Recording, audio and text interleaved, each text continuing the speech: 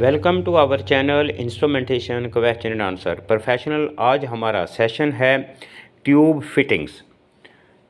Tubing जो है आपको पता है कि इंस्ट्रूमेंटेशन में इसका बहुत इम्पोर्टेंट रोल है। ट्यूबिंग जो है वो बहुत ज़्यादा यूजेस होती है। वो चाहे हमारा सिग्नल जो है वो लॉन्ग रूट का हो या शॉर्ट रूट का हो, या हमारे जैसे कंट्रोल वाल की जो जितनी भी एक्सेसरीज़ हैं वो ट्यूबिंग के साथ, एसएस की ट्यूबिंग जो रहती है उस ट्यूबिंग के साथ एक दूसरे के साथ जो है उनको कनेक्ट किया जाता है, जो हमारे कंट्रोल वाल की जो है वो सप्लाई को कंप्लीट करती हैं।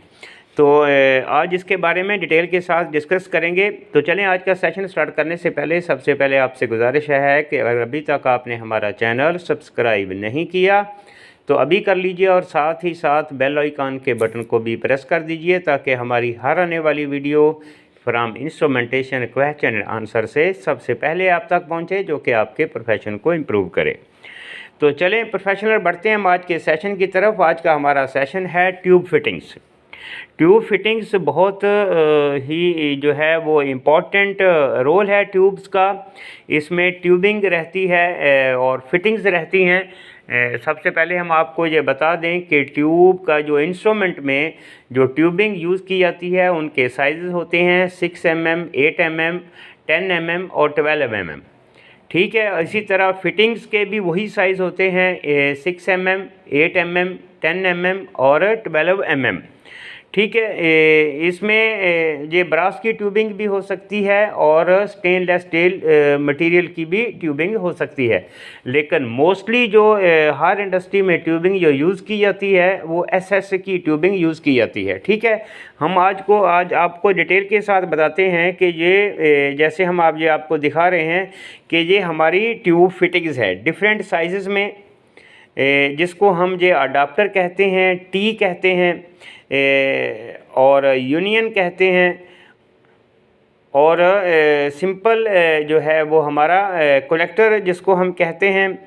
इसी तरह ये तमाम साइज़ जो हैं वो हर जो ट्यूबिंग में यूज़ किए जाते हैं, जैसा कि 6 mm, 8 mm, 10 mm, 12 mm।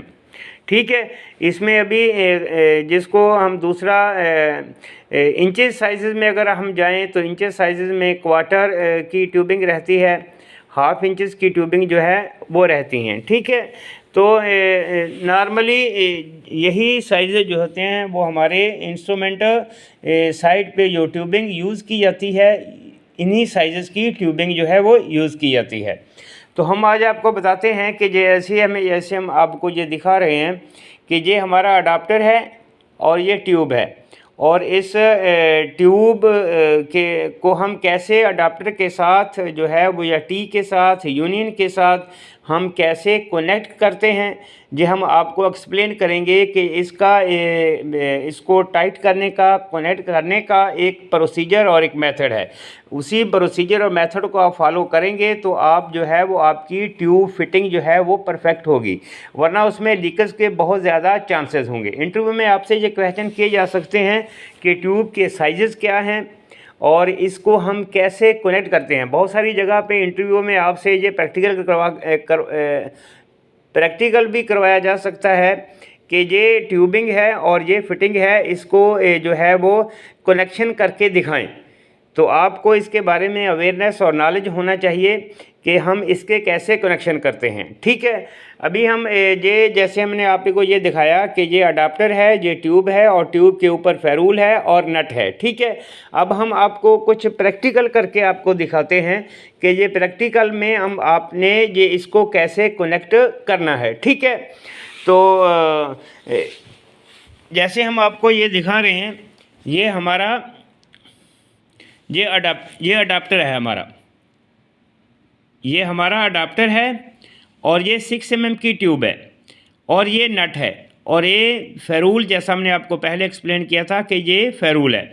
अभी हम क्या करते हैं इसको कि ये ट्यूब को पहले नट को इंसर्ट कर लेते हैं ट्यूब में, और उसके बाद जो है फेरूल के पीछे में एक जो है वो हमारा पुशर और लॉकर रहता है और आगे जो फेरूल होता है। ठीक है, अभी दोनों फेरूल जो है वो आपने कंप्लीट फेरूल इस ट्यूब के ऊपर जो है वो चढ़ा देना है। ठीक है, उसके बाद जो है वो आपने ट्यूब को बगैर किसी टाइटनिंग के इसको आपने इस अडाप्टर के अंदर इंसर्ट करना है। ठीक है, इंसर्ट करने के बाद आपने 2 एडजस्टेबल लेने हैं। 2 एडजस्टेबल लेने के बाद आपने इसको जो है वो टाइट करना है।